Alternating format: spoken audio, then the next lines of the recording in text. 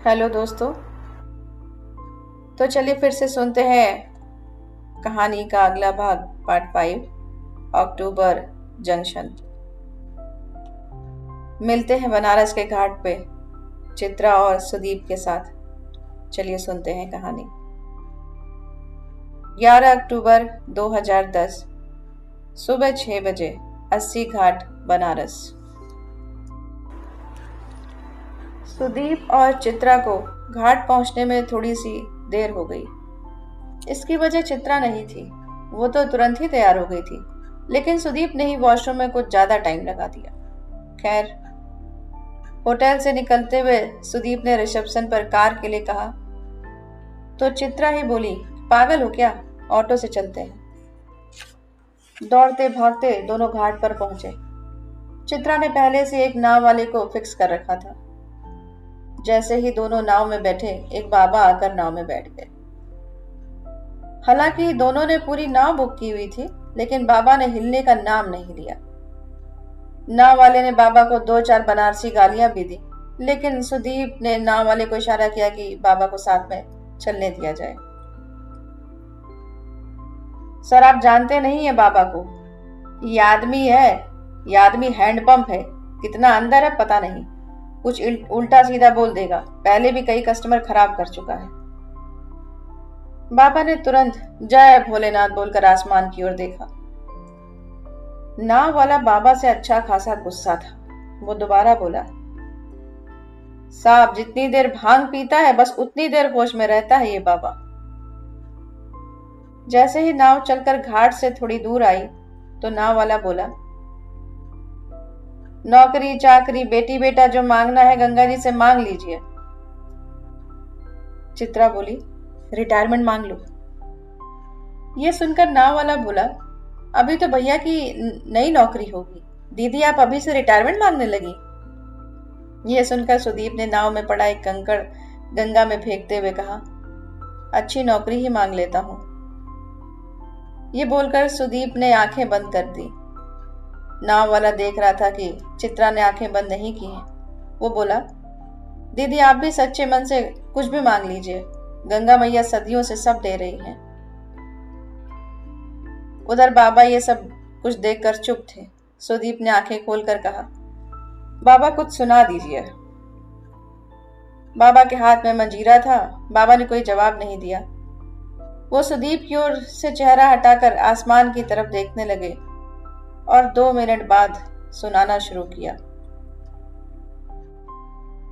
सब ठाठ पड़ा रह जावेगा जब लाद चलेगा बंजारा, ये धूम धड़क का साथ लिए क्यों फरता है जंगल जंगल, एक दिन का साथ न जाएगा मौकूफ हुआ जब अन्न और जल, घर बार अटारी चौपारी क्या खासा तनसुख है मसलन, क्या चिलमन पर्दे फर्श नए क्या लाल पलंग और रंग महल, सब ठाठ पड़ा रह जावेगा जब लाद चलेगा बंजारा।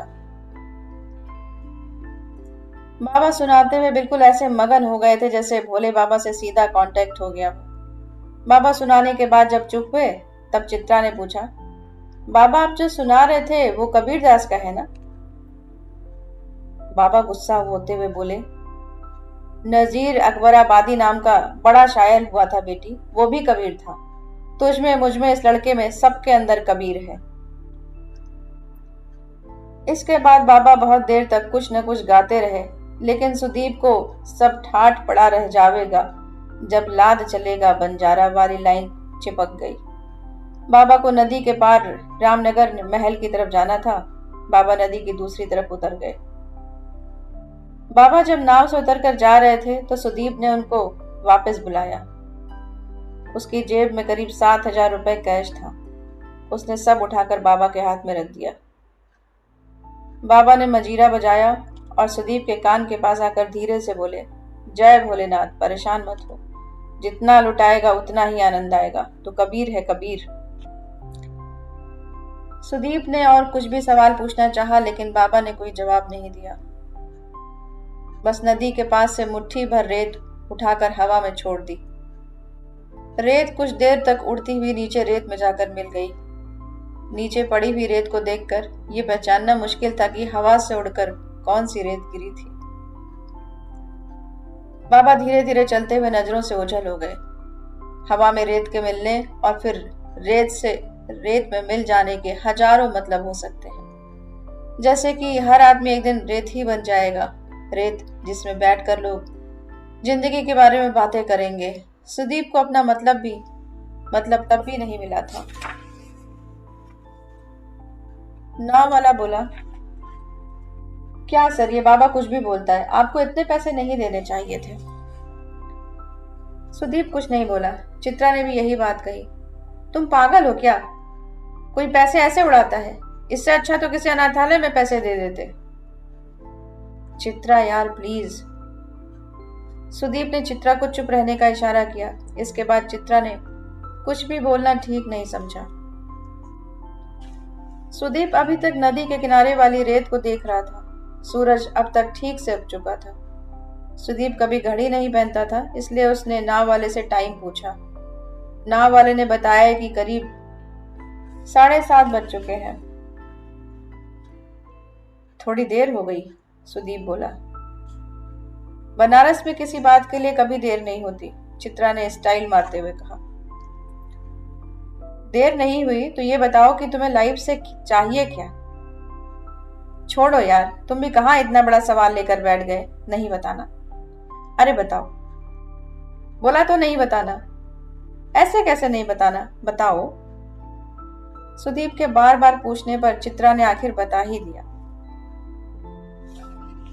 मैं चाहती हूँ कि मुझे हर कोई पहचाने, मेरे अपने कमाए हुए खूब पैसे हो, मेरी किताबें लाखों में बिके, हर जगह मुझे बोलने के लिए बुलाया जाए, न्यूज़पेपर में फोटो आए मेरी, न्यूज रूम में मुझे बुलाया जाए। इन शॉर्ट, चित्रा पाठक को कोई अवॉइड नहीं कर पाई। तो Chitra madam rich and famous page थी, सेलिब्रिटी होना चाहती हैं। हाँ, ऐसा ही समझ लो। तो इसमें रोने की क्या बात है? मुझे लगता है कि यह सब कुछ नहीं हो पाएगा। मैं पिछले 3 साल से एक किताब पूरी नहीं कर पाई। जाओ बच्चा, वरदान देते हैं तुम्हें। तुम एक दिन हिंदुस्तान की सबसे बड़ी लेखिका बनोगी, बड़ी राइटर हो जाओगी, तो भूल तो नहीं जाओगी ना? सुदीप ने कहा। वेल, बाद में मैं तुम्हें पहचानूंगी या नहीं, अभी इससे इस बारे में कुछ कह नहीं सकती। चित्रा और सुदीप ठहाका लाकर हंस पड़े। नाव थोड़ी देर तक घाटों के पास से होते हुए वहीं लौट आई जहां से शुरू हुई थी। घाट आ चुका था। चलो कुल्हड़ वाली चाय पिलवाओ, एक भी पैसा नहीं है जेब में। चित्रा ने 2 कुल्हड़ चाय ली और वहीं सुदीप के पड़ोस में बैठ गई। चित्रा अपनी कहानी का अंत ढूंढ चुकी थी और सुदीप अपनी कहानी की शुरुआत। चित्रा ने कुल्हड़ की चाय को खत्म करते हुए कहा, कुल्हड़ वाली चाय जल्दी खत्म हो जाती है। हाँ, छुट्टियां भी। तुम्हारा अपडेट तो मुझे अखबारों में मिलता रहेगा। हाँ पक्का, तुम भी अपनी किताब खत्म करना तो बताना। पक्का बताऊंगी। कब मुलाकात होगी अब? सुदीप ने पूछा। सुदीप ने यह सवाल क्यों पूछा होगा, इसकी एक ही वजह समझ में आती है। सुदीप अगर रात में चित्रा के सामने रोया नहीं होता तो शायद वो ये सवाल नहीं पूछता। कुछ भी हो, अगर कोई लड़का किसी के सामने रो देता है तो वह सामने वाले के करीब अपने आप आ जाता है। लड़कियों के साथ भी शायद ऐसा होता हो। साथ रोना साथ हंसने से ज्यादा बड़ी चीज है। चित्रा ने कहा, तुम्हारे पास इतना टाइम कहाँ होगा? मैं तुम्हें कॉल कर सकता हूँ? नहीं, मत करना। चित्रा ने दूसरी कुल्हड़ वाली चाय लेते हुए कहा, लेकिन फिर उसके बाद जोड़ा, हाँ अगर किसी दिन बहुत उदास होना तो कॉल करना। तुम उदास होगी तो क्या करोगी? मुझे मालूम है तुम बिजी हो, तुम्हें परेशान नहीं करूंगी। ये वो पल था जब सुदीप को पहली बार अपनी जिंदगी से नफरत हुई। क्यों था वो इतना बिजी? क्यों उसके पास किसी भी चीज के लिए बहुत कम टाइम था? क्यों उसको अपने 35 साल का होने की जल्दी थी? हम लाइफ में इतना बिजी होकर क्या ही उखाड़ ले रहे हैं? लाइफ में अगर कुछ उखाड़ लेने लायक है तो वो है फुर्सत। ये वो पल था जिसमें सुदीप को कोई बड़ा फैसला लेना था। तुम्हारा जिस दिन रोने का मन करे उस दिन कॉल कर लेना, मैं आने की कोशिश करूंगा। देखो करोड़पति इंसान, एक कुल्हड़ वाली चाय का इतना एहसान मत मानो। वैसे भी मेरी लाइफ तो हैपनिंग होने वाली है। तुम्हारा कभी रोने का मन करे तो तुम कॉल कर लेना, ठीक है? ये घटिया सी तसल्ली की जब भी तुम्हें अकेला लगने लगे तो मैं हूं, शायद इस दुनिया की सबसे बड़ी तसल्ली है। दुनिया में इतना कुछ है करने को, फिर भी आदमी अकेला हो जाता है। प्यार की कहानियां इसलिए प्यार करने वालों के मरने के बाद भी जिंदा रहती हैं, क्योंकि उनके अंत में उम्मीद हो ना हो, लेकिन उनकी शुरुआत एक सुई की नोक जितनी उम्मीद से होती है। चले, चित्रा और सुदीप ने एक साथ कहा। थोड़ी देर में दोनों ने साथ साथ सुना। सुदीप ने अपने सबसे छोटी उंगली से चित्रा की सबसे छोटी उंगली को गले लगाया। दोनों उंगलियां मिलकर खुश हुई, थोड़ा सा रोई। चित्रा की उंगली ने सुदीप की उंगली से पूछा, अब कब मिलना होगा? सुदीप की उंगली ने कहा, पता नहीं। चित्रा की उंगली ने सुदीप की उंगली को ऊपर से नीचे तक छूकर कहा, पता करके बताओ। कोई किसी को छोटी उंगली जितना भरी सही सही से छू ले तो सब कुछ कितना आसान हो जाए। छूना जब केवल छूने के लिए हो, कहीं पहुंचने के लिए नहीं। जब शरीर एक दूसरे पर चढ़ाई करने के लिए नहीं, बल्कि एक दूसरे की धूल साफ करने के लिए हाथ बढ़ाए। तन की धूल साफ करने के लिए दुनिया में कितना कुछ है।